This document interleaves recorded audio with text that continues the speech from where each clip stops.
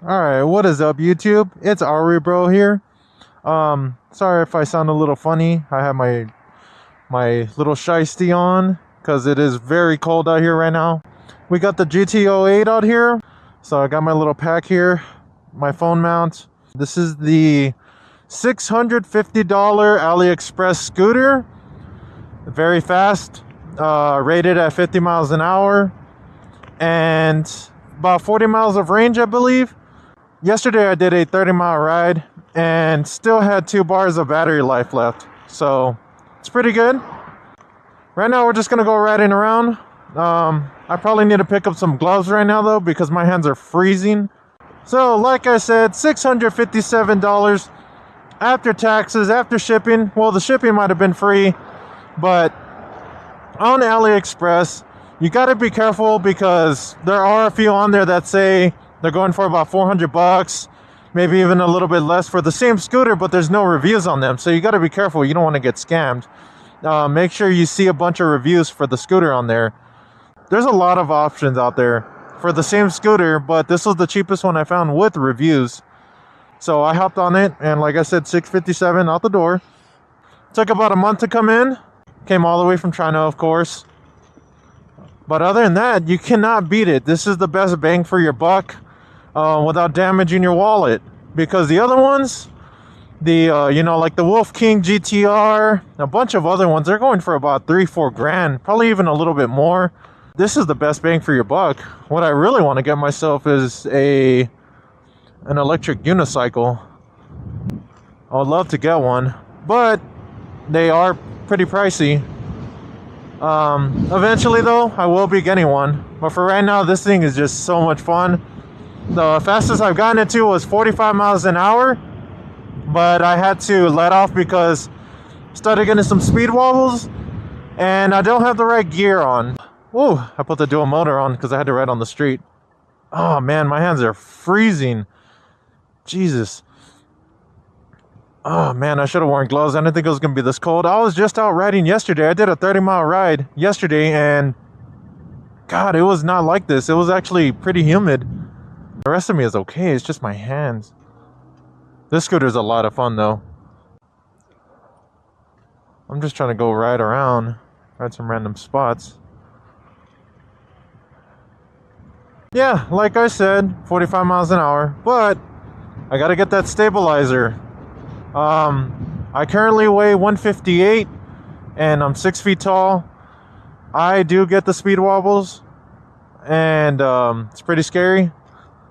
But definitely get the stabilizer. I'm not sure if you're heavier though, if that's gonna help. I'm not too sure. Okay guys, there's a few things I wanted to go over about this scooter. So the scooter is rated at 50 miles an hour. It is a 2800 watt single motor scooter, 5600 watt dual motor, 60 volt, 27 amp battery.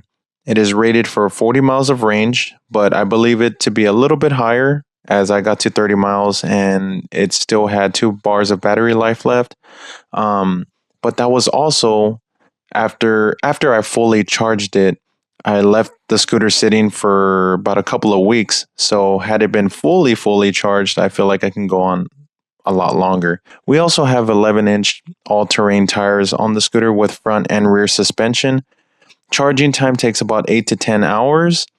It does have a hydraulic rear brake and the front is cable. I'm also not too sure if the scooter will be more stabilized depending on your weight. Like I said, I'm about 158 pounds and I do get speed wobbles and you can get them at anywhere from like 30 miles and up. So I would highly recommend getting the stabilizer. I will be doing that soon. There are tons of accessories for the scooter. One of the things I would love to get is a basket for the rear. So, you can replace your backpack and just put everything in there. The scooter also does come with a seat, and I would say the quality is pretty good. It's very comfortable, and it's built pretty well. The scooter does have a very smooth ride to it. And also, can it go off-road? Yes, it absolutely can.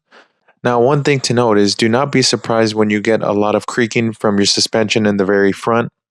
I'm going to be making a video on that very soon on how to fix that. And also keep in mind, with the colder it gets, the louder the creaking will be. But overall, I rate the scooter a 10 out of 10. It is my very first electric scooter. And to tell you the truth, guys, I really couldn't ask more out of a scooter than this one. Anything more would just be overkill, but in a good way.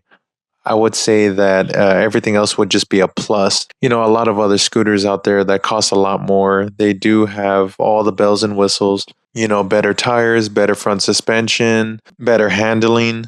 As far as reliability goes, I haven't had any issues with this scooter. I would say a lot of it is due to me cleaning the scooter after each use. And if you read the instruction manual, they do recommend you clean the scooter after each use. And honestly, if you own anything that's electric, I highly recommend that. And as far as charging the scooter after each use, that is another thing they highly recommend. Now, is this scooter waterproof? No, it is not. And I honestly wouldn't even say it's really water resistant as well.